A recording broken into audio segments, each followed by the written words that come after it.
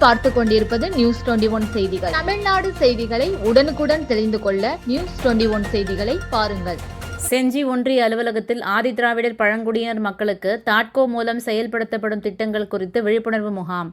தமிழ்நாடு ஆதிதிராவிடர் வீட்டு வசதி மற்றும் மேம்பாட்டுக் கழகம் தூய்மை பணியாளர் நல வாரியத்தின் சார்பில் ஆதிதிராவிடர் மற்றும் பழங்குடியினர் மக்களுக்கு தாட்கோ மூலம் செயல்படுத்தப்படும் திட்டங்கள் குறித்து விழிப்புணர்வு ஏற்படுத்தும் முகாம் மற்றும் நலத்திட்ட உதவிகள் வழங்கும் நிகழ்ச்சி செஞ்சி ஊராட்சி ஒன்றிய அலுவலகத்தில் நடைபெற்றது.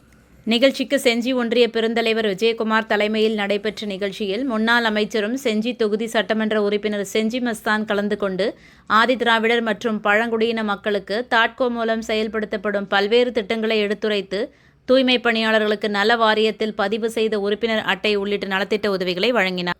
நிகழ்ச்சியில் ஆதிதிராவிடர் மற்றும் பழங்குடியினர் நலத்துறை தமிழ்நாடு அரசு தூய்மை பணியாளர் நல வாரியத்தின் மாநில உறுப்பினர் கண்ணன், விழுப்புரம் மாவட்டம் தாட்கோ மேலாளர் ரமேஷ்குமார், வட்டார வளர்ச்சி அலுவலர் நடராஜ், கட்சி நிர்வாகிகள் ஐயாத்துரை, செஞ்சி தொண்டரணி பாஷா உள்ளிட்டோர் கலந்து கொண்டனர். நியூஸ் 21 செய்திகளுக்காக ராஜாமணி.